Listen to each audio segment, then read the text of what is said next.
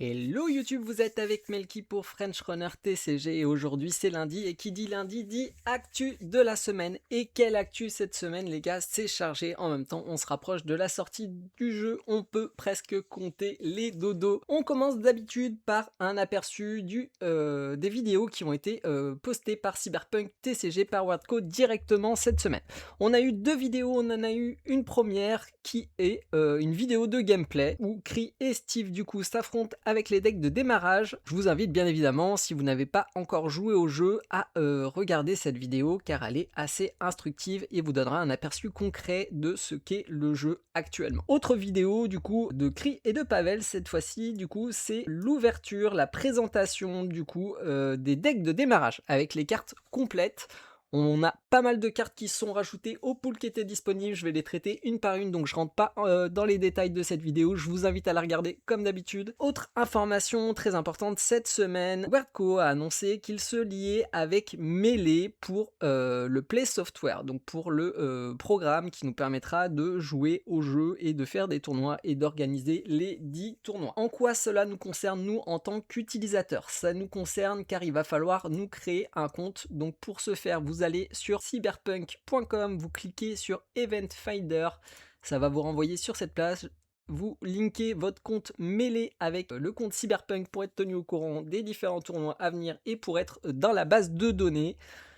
Si vous n'avez pas de compte, vous en créez un, ça sera pas beaucoup plus long et comme ça, ce sera fait et vous serez serein là-dessus. Qu'est-ce que nous, on en pense globalement? Alors, de notre expérience de joueur, Melee existe, Melee est utilisé par beaucoup. En termes d'ergonomie, c'est pas, selon nous, l'idéal. Il y a aussi des problèmes réguliers. Mais il faut prendre le positif de cette histoire, c'est que plus il y aura des gros acteurs qui passeront par Melee, plus peut-être ils seront amenés à repenser l'ergonomie et à faire quelque chose de solide, de carré et d'adapté à ce que nous voulons. Sur ce plan, je prends le parti pris de faire confiance à Wardco, je pense qu'ils savent ce qu'ils font, mais les maintenant, plus ça va, plus ils gagnent de l'expérience, peut-être qu'on aura quelque chose d'adapté. Je mets des peut-être pour le moment, puisque c'est seulement en participant au tournoi et en utilisant le logiciel qu'on verra les forces et les faiblesses de celui-ci, tout simplement. Autre information très intéressante, du coup, on a eu plus d'infos sur les bêta et pré-release et sur le format CD. Donc là, pour le moment, je place ça comme ça, sachez qu'on va vous faire une vidéo dédiée sur le format et on vous fera aussi des vidéos de CD nous-mêmes quand on aura reçu nos produits. On profitera de nos ouvertures pour mettre quelques boosters de côté pour vous faire des exemples de ce qu'est censé être le CD en conditions réelles. Comment faire un bon deck de scellé, à quoi ça va ressembler, pourquoi c'est intéressant pour les nouveaux joueurs, tout ça. Donc ça, on vous prépare une vidéo complète, donc je vais pas rentrer vraiment dans les détails ici pour cette vidéo. On va parler maintenant un petit peu de l'actu French Runner. On commence par un petit rappel du régional d'Angers, le premier régional de notre circuit compétitif national qui aura lieu le 20 février 2027. Les places sont d'ores et déjà disponibles pour les préinscriptions. Sachez que ça se remplit. On est assez content de votre réception là-dessus. N'hésitez pas à verrouiller votre week-end et à déjà enregistrer l'événement dans vos agendas. Autre information de notre côté, du coup, c'est le podcast. Donc ça y est, on a lancé un nouveau format de vidéo, un format podcast qui dure un petit peu plus d'une heure, où on a traité de différents sujets. Donc le but de ce podcast, c'est de faire quelque chose de plus en profondeur, on va dire, sur certains sujets qu'on a décidé de traiter. Donc pour ce faire, du coup, vous aurez un sondage chaque semaine où on vous posera des questions sur admettons votre couleur préférée, une carte particulière, et nous on abordera les sujets. À chaque fois il y a un sujet un petit peu aussi polémique. Ici on a parlé de l'overtime, de ce qu'on en pensait, et un sujet plus général où on parle de ce qu'il faut pour qu'un TCG reste en 2026 sur le marché. On est assez content de la réception de celui-ci, franchement vous êtes déjà une centaine à l'avoir regardé.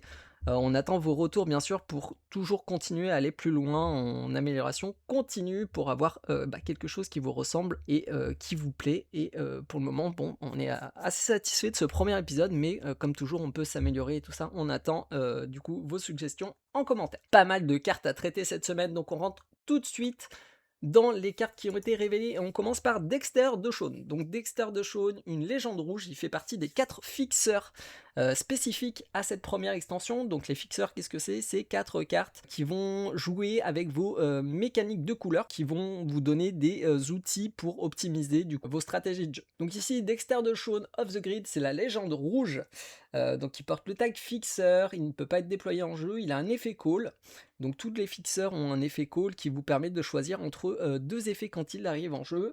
Le premier, vous pouvez donner à une friendly unit plus de power pour le tour. Donc ça, c'est assez intéressant. Pourquoi? Parce que le plus 2 de force sur certaines unités, ça peut faire de la belle magie. On pense à Johnny par exemple qui a 8 de force, si vous le passez à 10 et qui peut attaquer une première fois pour gérer une unité, puis une deuxième fois pour aller chasser des dés, et ben la différence entre 8 et 10, c'est que vous ne volez pas 1 mais 2 dés. Et ensuite, vous avez l'effet de Draw One. Draw One, c'est cool parce que ça remplace toujours une carte dans votre main, c'est gratos, et ça fait que quand vous révélez la légende, vous n'êtes pas déçu et triste. Ensuite, vous avez un effet actif, vous pouvez engager Dexter et augmenter la valeur d'un dé de jusqu'à plus 2. Donc comme je vous disais, les fixeurs, ils sont là pour aider votre plan de jeu, pour asseoir du coup le choix de votre couleur, et rouge joue sur des dés à haute valeur. Donc le fait de pouvoir augmenter quasiment gratuitement, puisque vous devez quand même incliner Dexter des dés de plus 2, ça vous permet de pouvoir jouer des cartes plus facilement. On pense par exemple à Minotaur, c'est chouette. Ce qu'on pense de cette légende, c'est qu'elle est très bien. Elle fait ce que le rouge veut faire, mais est-ce qu'elle trouvera sa place? Ça, c'est la grande interrogation qu'on a, puisqu'il y a déjà des légendes très fortes en rouge. On pense notamment à V-Street Kid, on pense notamment à Adam Smasher. Est-ce que même cette légende, en étant très bien designée, va pouvoir rentrer dans les decks? Ça, c'est encore une inconnue. Deuxième carte, en rouge, Chrome Fang, une unité à 5, 6 de force pour 1 de rame. Il porte les tag Ganger, Netrunner, Tiger Claws. Donc Ganger qui a le bon goût de fonctionner avec Evelyn en bleu notamment. Et qu'est-ce qu'il nous dit ce Chrome Fang? Il nous dit que quand il arrive en jeu, jusqu'à la fin du tour, les unités adverses ne peuvent pas voler de dés de votre côté avec une value qui serait plus haute que leur force. Et ça, pour temporiser une game, c'est fort sur le papier. On aime beaucoup cette unité, en plus 6 de force pour 5 de coups, franchement, il n'y a pas gros de défauts. Je pense que cette carte sera jouée, mais dans des archétypes un petit peu plus particuliers, loin du rouge-jaune actuel par exemple, où on va privilégier les stats bruts. Ici, on serait peut-être sur une carte qui rentrerait très bien dans du rouge-bleu, du rouge-vert. À voir ce que le Hivemind nous dit sur cette carte. La suivante, on ne traîne pas, je suis désolé parce qu'on a beaucoup de cartes à voir. Arasaka Emergency Radioport. Il s'agit d'un gear d'un coup de 2 qui confère plus 2 à son porteur. Pour 2 de rame, il porte les tags Arasaka et Cyberware, et il nous dit que quand l'unité ou la légende qui porte cet équipement est engagée, vous pouvez regarder une légende face down de votre côté. Ici, cette légende est Arasaka, ou si elle a go solo, vous pouvez la révéler gratuitement. Qu'est-ce qu'on en pense? C'est un équipement d'early game. C'est un équipement qui potentiellement vous fait gagner 1, 2 eddies sur les premiers tours sur la partie. Si ça arrive sur le late, vous le mettrez probablement en eddy. Les stats sont ok, 2 coups pour plus 2 de force, c'est cool. Est-ce que la carte sera jouée? Je ne sais pas. Est-ce qu'on préférera pas continuer à jouer Satori ou Mantis Blade au-dessus de cette carte? À voir ce que le Hivemind nous réserve, mais on s'était pas trompé quand on avait parlé de l'élu, on avait dit que ça serait quelque chose de tribal autour d'Arasaka, et c'est le cas. La prochaine, très intéressante aussi en rouge, donc 4 de coups, c'est un programme qui nous coûte 2 de rame et qui porte le tag Braindance. Qu'est-ce qu'il nous dit ce programme? Il nous dit que chaque joueur défausse sa main et peut piocher 5. Si le nombre total de cartes qui a été défaussé, donc comprenant les vôtres et celles de l'adversaire, sont égales à la value d'un de vos dés, vous piochez 2 supplémentaires. Donc faire défausser une main pour repiocher 5 cartes si l'adversaire en a 9, 10 en main, c'est très intéressant. Maintenant, s'il en a une et que vous refaites repiocher 5, c'est plus discutable. Maintenant, si vous, dans tous les cas, vous piochez 2 de plus que l'adversaire, c'est toujours plus intéressant puisque vous faites plus de value que lui. Cette carte porte le tag Braindance, donc elle pourra être récupérée avec vie notamment. Cette carte peut aussi faire des trucs avec Judy en bleu, puisque c'est un Braindance, ça pourra booster des unités. Je pense que cette carte sera intéressante. Maintenant, est-ce qu'elle sera jouée en main deck ou en side? Ça, je ne le sais pas, mais je pense que cette carte a clairement un spot à prendre et qu'elle a été bien design. En tout cas, moi, j'aime beaucoup. Ensuite, on passe sur les jaunes. Donc Muammar Reyes El Capitan avec sa magnifique coupe mulet.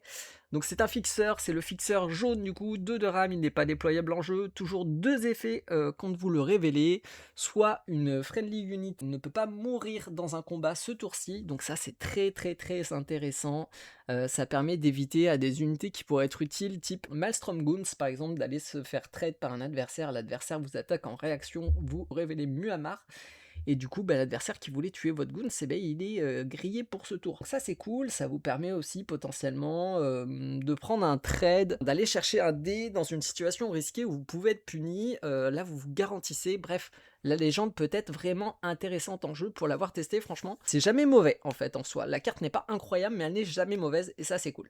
Ensuite, comme d'habitude, vous pouvez piocher un et enfin vous pouvez engager Muammar en actif pour ajuster un dé de plus ou moins 1 dans une faction qui veut jouer avec des dés différents, ça a tout son sens. Donc la carte est carrément ok. Je pense qu'elle a plus de chances d'être jouée en jaune que notre Dexter de Shaun en rouge. Maintenant, on verra ce que l'avenir nous réserve. Next one, Victor Vector, Drop Your Religion. Donc c'est une unité jaune, 2 de RAM, 5 de coups, 5 de force. Il porte le tag Reaper Duck et il nous dit que le premier gear cyberware que l'on joue tous les tours est réduit de -3 jusqu'à un minimum de 1. Donc des gears cyberware, il y en a quelques-uns, il y en a pas mal d'intéressants. Maintenant, plus il y en aura et plus cette carte sera intéressante.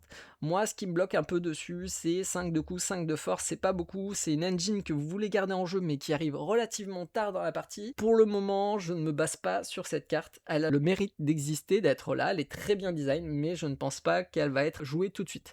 Et si elle sera jouée, ce sera certainement un two-off. Next one, et Reaper Duck, une unité jaune, 1 de RAM, 6 de coups, 8 de force, on est sur des stats très intéressantes, il porte le tag Reaper Duck lui aussi, et il nous dit on play, you may defeat a gear, donc vous pouvez choisir un gear que vous envoyez au cimetière, et si le cost, le coût de ce gear est égal à la value d'un de vos contrats, de vos dés, vous piochez une carte. Cette carte est intéressante, pourquoi? Parce que c'est marqué You may defeat gear, mais là où d'autres cartes, comme le Gilded Maton, le fameux, vous demandez de defeat un friendly gear, ici, c'est pas mentionné. Donc c'est la première gestion d'équipement qu'on a, qui cible tant les équipements sur les unités que sur les légendes, et ça c'est super cool. Vous avez la possibilité de piocher une carte, ce qui est ultra quali, et même si vous ne piochez pas, pouvoir gérer juste un équipement qui vous embêterait. On pense au shield notamment, au shield vert, au Riechel, pouvoir le gérer pour pouvoir attaquer ensuite avec une unité, c'est cool. Un de Rams, franchement ça peut rentrer dans n'importe quel deck qui joue du jaune. Je pense que cette carte sera jouée. Alors après pour les ratios, est-ce qu'elle sera jouée en 3? Je ne pense pas. Est-ce qu'elle sera jouée en 2 ou en 1? Peut-être. C'est le genre de carte Kinder qui peut vraiment changer des games. Beaucoup de cartes, beaucoup de cartes, on va continuer, mais avant de continuer, comme d'habitude, si notre contenu vous intéresse, si vous apprenez des choses, si vous pensez que l'actualité du jeu passe par French Runner, on vous invite comme d'habitude à vous abonner à la chaîne, à partager notre contenu, à laisser un petit commentaire, ne serait-ce qu'un JDT, ça nous aide beaucoup pour le référencement. On continue sur les cartes de la semaine. Padre Man of the Cross. Donc là, c'est le fixeur vert. Donc c'est une légende qui ne peut pas être déployée en jeu, qui nous offre 2 de RAM pour la construction de nos decks. Il porte les tags Fixer, Ganger et Valentino. Il a 2 effets call comme tous les fixeurs. Le premier, vous pouvez engager une unité rivale. Donc ça peut être cool pour aller chercher des unités, pour faire un trade favorable pour vous. Le deuxième, vous piochez un. A noter aussi que le spend de Rival Unit peut aussi vous permettre potentiellement de passer au travers d'un bloqueur adverse qui serait problématique. Donc la carte est vraiment polyvalente, la carte va faire des choses. Ensuite, vous avez l'effet actif, vous pouvez engager Padré pour modifier un dé de votre côté ou celui de votre adversaire avec la value d'un autre dé. En gros, vous choisissez un dé chez l'adversaire qui a 1 qui est chez vous à 6, vous échangez votre 6 contre 1 et vous pouvez setup votre meilleur Hanako. Cette carte est vraiment à mettre en parallèle avec Hanako. Et maintenant, pour l'analyse de la carte, j'ai envie de dire malheureusement qu'il va souffrir du même problème que Dexter, c'est-à-dire la concurrence sur la couleur. En vert, on a déjà d'excellentes légendes. Même si Padré est une bonne carte, est-ce qu'il va réussir à s'imposer Eh ben, j'en suis pas certain malheureusement, en tout cas on va tester la carte, on va voir ce que, elle apporte à la faction. Encore une fois, j'aime beaucoup le design des fixeurs, hein, il y a rien à dire sur le design, c'est juste est-ce qu'ils vont pouvoir trouver leur place? Ça, j'en suis pas certain. En vert, nouvelle carte qui prend sa place, alors ça, je vous le garantis 150 max stack AV. 5 de coups, 8 de force, une unité verte, pour 2 de RAM qui porte le tag NCPD et Vehicle et qui nous dit: «Quand elle arrive en jeu, you may swap friendly gig with a rival gig». Donc vous pouvez échanger un dé allié avec un dé adverse. Et ça, c'est super cool parce que bah, du coup, ça fonctionne très bien avec Hanako. 5 pour 8, on est sur des ratios très très très bons. La carte, on l'a testée, la carte est approuvée, la carte est à 8 de stats, c'est-à-dire que vous mettez un 100 Devistan dessus, elle passe à 10, elle peut se détaper, ça fait des dingueries, excellente carte. Next one, Zetatech Berserk. 6 de coups, donc il porte le tag Cyberware Zetatech, 2 de RAM, et il confère plus 3 de force à son porteur. C'est une carte qu'on peut mettre forcément en relation avec le Victor qui réduit les cyberware puisqu'il porte le tag cyberware comme vous pouvez le voir. Cet équipement a juste un passif qui nous dit que vous pouvez jouer ce gear pour -1 pour chaque face-up legend que vous avez de votre côté jusqu'à un minimum de 1, donc vous pourrez le réduire maximum de -3, donc ce qui nous fait un gear 3 qui nous donne +3 mais qui ne nous donne pas d'effet permanent. Vous pouvez le réduire avec Victor, encore une fois, de -3, peut-être le jouer à 0 pour 3, mais quand une carte vous demande d'aligner des étoiles pour faire de la belle magie, personnellement, moi, je passe. Don't Fear the Reaper, carte très très intéressante pour vert. Donc c'est une carte à 3 rames, donc qui va impacter vraiment le deck building. 7 de coups pour un programme de tag samouraï et qui vous dit spend all rival units. Donc vous pouvez engager toutes les unités adverses et vous pouvez en envoyer une gratos au cimetière. Gratos entre guillemets, le spell coûte quand même 7. Au début, je prenais un peu de recul avec la carte parce que 7 de coups c'est pareil. Pour l'avoir essayé sur de multiples parties, la plupart du temps vous allez la mettre en eddy, mais les 20% du temps où vous allez jouer cette carte, et vous allez gagner avec. Donc pour le moment je valide 100%. Pour le moment il n'y a pas de carte en vert qui justifierait de ne pas jouer celle-ci, donc en soi, avoir des solutions pour un instant T, c'est toujours cool quand l'adversaire vient de se commit de 8 pour un placide et que vous pouvez répondre pour 1 de moins à votre tour pour gérer son placide et potentiellement engager quand même son board. Si vous avez déjà le board, vous êtes bien. Maintenant, on va pas se mentir, c'est pas non plus une carte qui vous permet de comeback de l'enfer. Il faut déjà que vous soyez au moins even ou devant votre adversaire. C'est une carte pour clore la partie et gagner du temps, j'ai envie de dire. On passe maintenant sur les bleus et le premier, le Tetratronic Rippler, donc c'est un gear bleu d'un coup de 1 qui confère +1 à son porteur, qui porte le tag Cyberware et qui nous dit quand l'unité ou la légende qui porte cet équipement est engagée, vous pouvez regarder la première carte de votre deck et vous pouvez la mettre à défausse.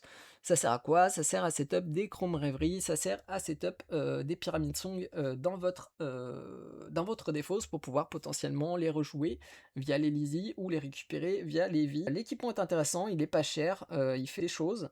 Maintenant, est-ce qu'on aura vraiment la place à long terme pour jouer cette carte, sachant que en bleu on est plus axé sur les programmes que les guerres. Pour le moment, de ce que nous on voit en jeu, la carte est jouée. La carte est jouée, la carte est en train d'être testée. Maintenant, on n'a pas forcément suffisamment de recul pour vraiment se positionner sur celle-ci. La carte est intéressante, en tout cas, elle offre des options de jeu et en cela, comme d'habitude, on salue. Une carte qui me fait rêver de fou, c'est Rogue Amandiares, Queen of the Afterlife.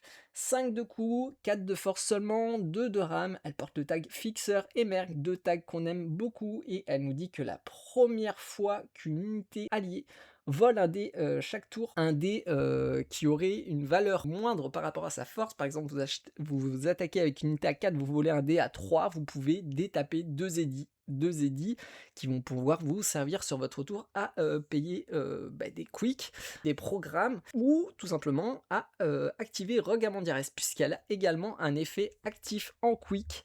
Donc que vous pouvez jouer soit en anticipant votre phase d'attaque ou soit en réaction à la phase d'attaque d'un adversaire. Donc un effet quick qui vous demande de payer 2 édits plus d'engager Rogue, ce qui n'est pas rien. Mais cette unité, c'est peut-être moins pénalisant qu'une légende. Et en gros, une unité adverse va perdre une force égale à la force de cette unité pour le tour. Quand on parle de cette unité, on parle de rogue. Donc en gros, en payant 2, en engageant rogue, vous donnez jusqu'à -4 de force à une unité adverse qui va vous attaquer. Et ça c'est cool, pourquoi? Parce que bleu souffre d'une manière générale d'une sous-value sur le plan de la force.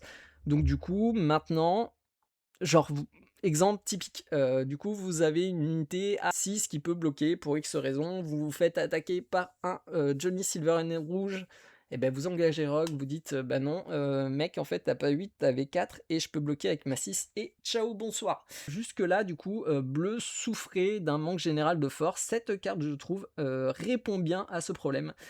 Maintenant, est-ce qu'il y aura sa place? Est-ce qu'elle sera dans tous les decks bleus? Ça, c'est des informations qu'on n'a pas encore à l'heure actuelle. Sur le plan stricto sensu de quelle est la valeur de cette carte quand on la voit et le potentiel de cette carte, je vous assure que sur le papier, la carte est incroyable. Maintenant, il faudra voir en jeu ce qu'elle donne. Voilà, c'est tout pour les cartes. On en a vu pas mal. Maintenant, on va passer sur les illustrations de la semaine. Donc, on a une illustration alternative pour Muammar Reyes. Illustration by Pandart Studio. Il a la classe.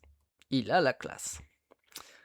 J'aime bien le côté graphique, j'aime bien les tatouages, j'aime bien les bagous. Autre illustration somptueuse, Sandayu Oda en mode cyborg qui découpe des corps. Moi je suis un grand fan de Mantis Blade, de l'illustration alternative que je trouve sanglante à souhait et très mature. Et encore une fois, là on est sur une illustration de même calibre. En gros plan, c'est cool. C'est tout pour cette semaine. Donc c'était une semaine qui était assez riche. J'ai essayé d'être assez compact pour vous faire un format assez court. Si vous avez des questions, si vous avez besoin d'informations, n'hésitez pas à nous laisser un message en commentaire. Comme d'habitude, on regardera. D'ici là, portez-vous bien. C'était Melky pour French Runner. Ciao, ciao.